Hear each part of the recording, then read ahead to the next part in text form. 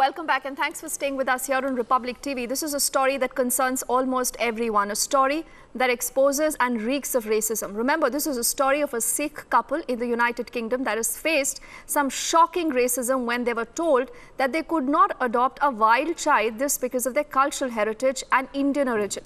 Despite being UK citizens, this couple was denied the adoption of a white child, a shocking case of racism that shows the prevalent conditions then in the UK and also what people of different ethnicity have to face in the very first world countries.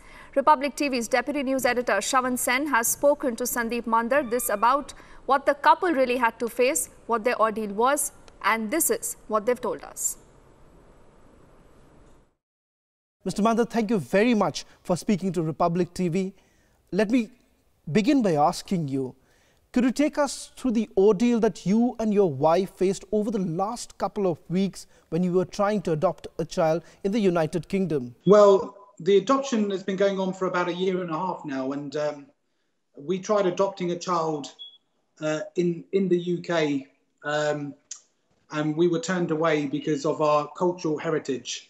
So our local council basically said there were only white children available for adoption, but because we come from an Indian stroke Pakistani cultural heritage, that we will not be allowed to apply for adoption. If I may then ask you that this is a clear violation of the rules. UK government has struck down an ethnic match, but despite this, they have gone ahead and given you a statement like this. Okay, if you're asking whether it's racist, it's not racist, but I guess it is racial discrimination, correct? Because it's discrimination based on the colour of the skin, so yes. Now that you're trying to create more awareness about this issue, you must have come across more Asian couples who may have complained about a similar situation. Could you tell us a little bit more about them? Yeah, so when we were going through inter-country adoption training, so this is when we were going for our training to adopt from a different country, we met other couples. There were Indians, there were people from different backgrounds as well, from Africa, etc. So many different countries. And many of them have been through similar situations than us. And what we're saying is,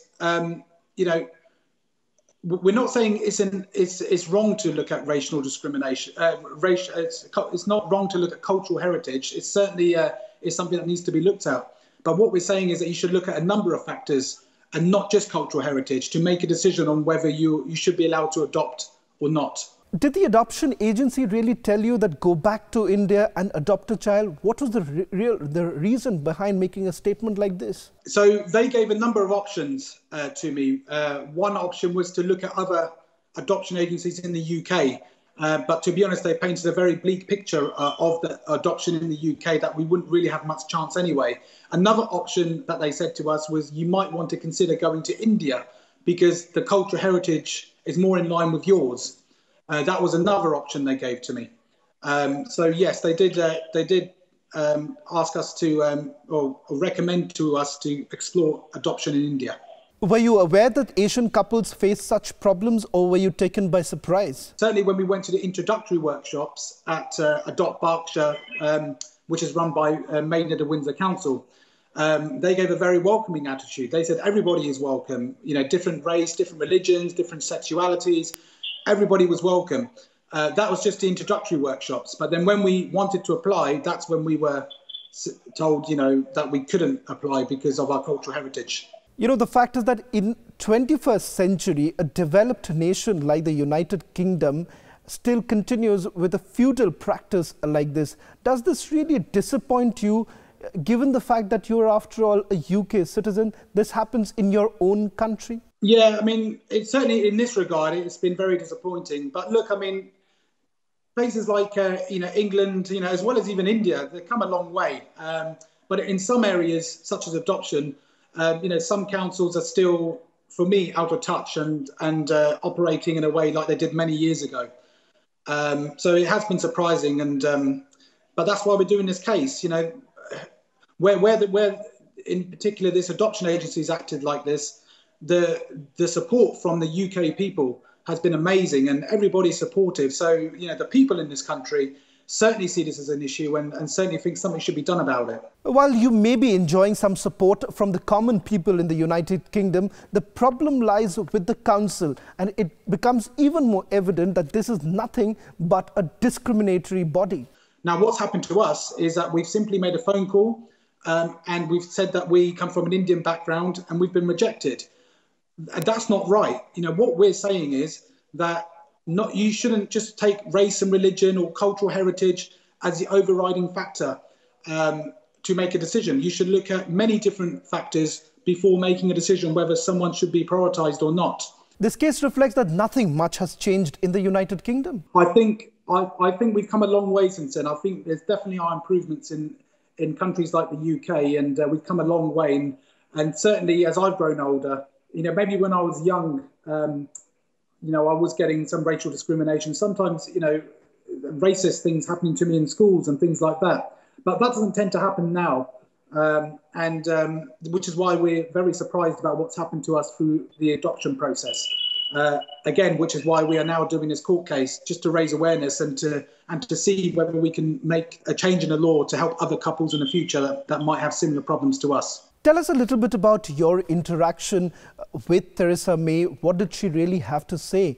And was there any sort of assurance that was given by Theresa May, given the fact that she is, after all, representing the same area from where you belong? Yes, yeah, and look, Theresa May happens to be the Prime Minister of the UK, but just happens to be my local MP as well. So naturally, I will go and speak to Theresa May. And Theresa May has done so much to help us. She's written letters to council members, then to senior council members.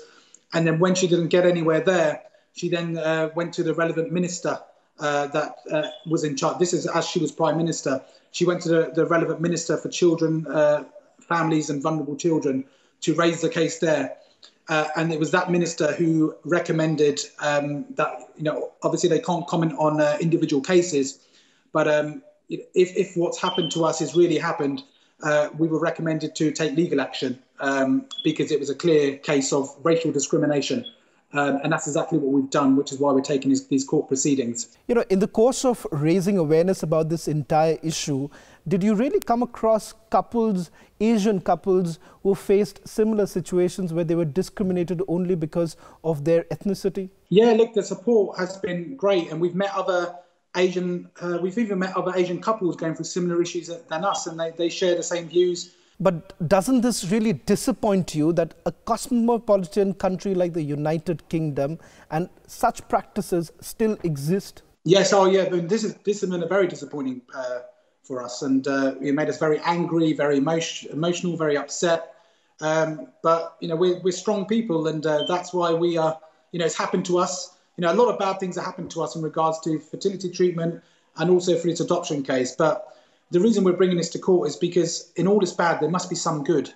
And if we can do this, then it'll make it, if we can make this difference for other people in the future. Mr. Banda, it is well documented that Asians do face racial discrimination in European countries. Were there moments while you were growing up in the United Kingdom when you had to assert your citizenship, the fact that you are someone who's born and brought up in London? When I was maybe younger in secondary school, there was a few issues where there'll be some racism issues, etc. Wouldn't you then agree that there is a section in the United Kingdom that still discriminates on the basis of race, religion? Oh, of course. But I think that's not just the UK, that's any country. I think that happens in the US. I think that even happens in India. I mean, there's always going to be those people that are more hard-lined and believe that things shouldn't be mixed and all those sort of things. And that happens in the UK. But like I said, it's not just in the UK, but many other places. This is a case which is being closely followed here in India. Is there anything that you would like to tell our audience? I appreciate the support that has been shown by the Indian people, and it just makes us feel even more confident that we're doing the right thing. Mr. Banda, thank you very much for speaking to Republic TV, and all the best for your legal case. Thank you. I have a lot of contacts in India, and they were talking about Republic TV and what a wonderful news station you are. So.